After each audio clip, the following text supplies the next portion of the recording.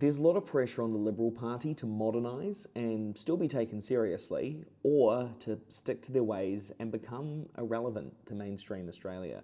That pressure has been mostly external for a while, but in the last few weeks, we've started to see signs that internally there's pushes for a shift. One of the main crossroads for the Libs at the moment is whether or not they support the national goal that by 2050 Australia will balance the amount of greenhouse gases it puts into the atmosphere with how much it takes out. Within the coalition, you've got a couple of populist figures like the Nationals' Barnaby Joyce and Matt Canavan, who have been pushing to abandon this goal. This has only added more stress on the healed fracture between the Libs and the Nats, who you may remember split up and then got back together again only a little while ago in the wake of their election failure. So for the Liberals, scrapping this goal would represent an ongoing climate denial that many have spent the last few months accusing them of, and further alienating urban and centrist voters. Now, at least one of the consistent reasons for the coalition's election collapse is this growing alienation. Now, last week, Guardian Australia reports that Liberal MP Simon Kennedy told a closed-door meeting of the party that they should be aiming to stop the shit around denying climate change and instead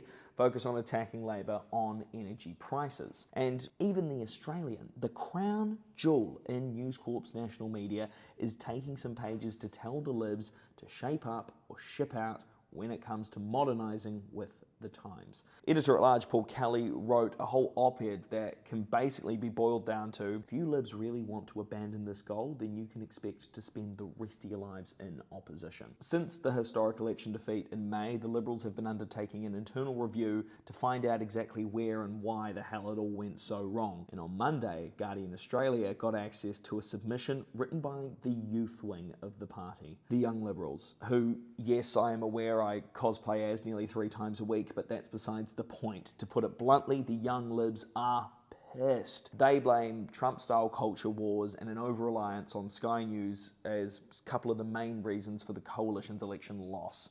And at least partly, they also say that the Liberal Party is too influenced by its fringe right members, creating a MAGA mirage that alienates women and multicultural communities. Now, the 31-page assessment apparently calls out the party for not reflecting modern Australia. It's looking rosy. So what now? Well, when you've got elected members of your own party, the media outlet that traditionally has your back, and the future of your own party all telling you to change, it feels like what you're facing becomes more than an intervention. The Liberal Party changing might start to feel inevitable. But the difference will be how much damage is done in the meantime, how much the old school members and the coalition wreckers can get away with, and how quietly everyone will agree to the new status quo. The reality is that these people aren't stupid. Most would be aware of what needs to be done.